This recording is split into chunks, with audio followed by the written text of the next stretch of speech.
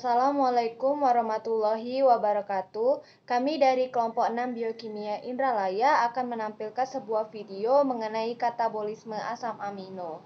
Perkenalkan, saya Oktaya Humairah dengan NIM 06091282126032. Perkenalkan, nama saya Anggela dengan NIM 06091182126007. Perkenalkan, nama saya Suri Handayani dengan NIM 06091282126031. Perkenalkan, saya Salsabila Finka Maizi dengan NIM 06091282126048. Tujuan dari pembahasan video kali ini adalah mahasiswa mampu menguasai materi mengenai asam amino dan dapat tahu makanan sehari-hari yang mengandung asam amino. Prosedur video kali ini adalah: yang pertama, pelajari dan pahami materi mengenai katabolisme asam amino.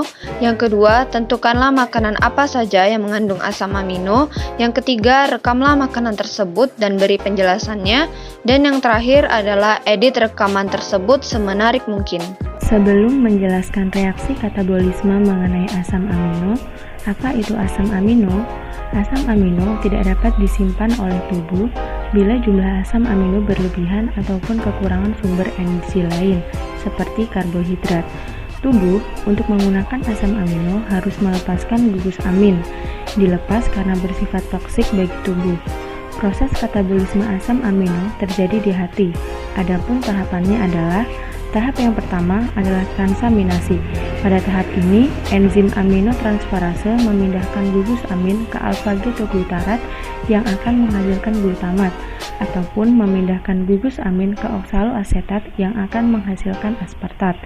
Tahap yang kedua adalah deaminasi oksidatif. Pada tahap ini terjadi pelepasan gugus amin dari glutamat dan akan menghasilkan ion amonium.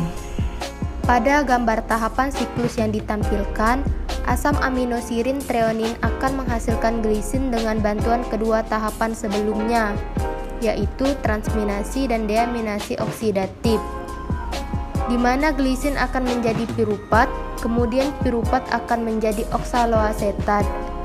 Kemudian masuk ke siklus asam sitrat, di mana oksaloasetat akan diubah menjadi alfa-ketoglutarat, kemudian menjadi susinil CoA, lalu menjadi fumarat, dan kembali lagi menjadi oksaloasetat, di mana pada tiap tahapan terdapat beberapa asam amino yang akan masuk, seperti pada triptofan akan diubah menjadi alanin dan sitin, kemudian akan masuk menjadi piruvat, atau asam amino isolisin, metionin, valin, dan theronin akan masuk menjadi susinil CoA. Begitupun asam amino yang lainnya akan masuk pada siklus dan diubah. Pada tahapan siklus sebelumnya, terdapat asam amino yang glikogenik dan ketogenik. Glikogenik adalah asam amino yang terdegradasi menjadi perantara siklus piruvat atau siklus asam sitrat, karena mereka dapat langsung menyediakan jalur gluconeogenesis. Sedangkan ketogenik adalah asam amino yang membentuk asetil CoA yang berkontribusi pada pembentukan asam lemak atau badan keton. Dari materi yang telah kami sampaikan, ada pun beberapa makanan yang mengandung asam amino. Yang pertama ada susu. Berdasarkan hasil penelitian, susu sapi dari dataran tinggi menunjukkan kandungan asam amino, yaitu 1. Asparat 0,18%, 2. Treonin 0,10%, 3. Serin 0,12%, 4. Glutamat 0,56%, 5. Glisilin 0,04%, 6. Alanin 0,08%, 7.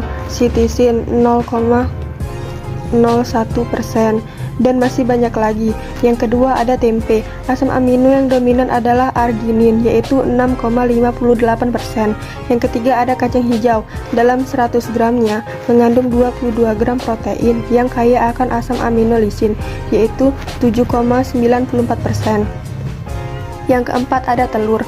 Pada putih telurnya mengandung 9 asam amino esensial seperti lisin, leusin, dan masih banyak lagi. Kesimpulan dari video kali ini adalah asam amino tidak dapat disimpan oleh tubuh bila jumlah asam amino berlebihan ataupun kekurangan dari sumber energi lain seperti karbohidrat.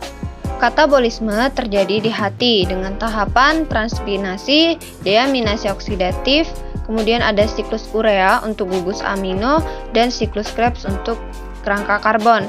Contoh makanan sehari-hari yang mengandung asam amino adalah susu, tempe, kacang hijau, dan telur.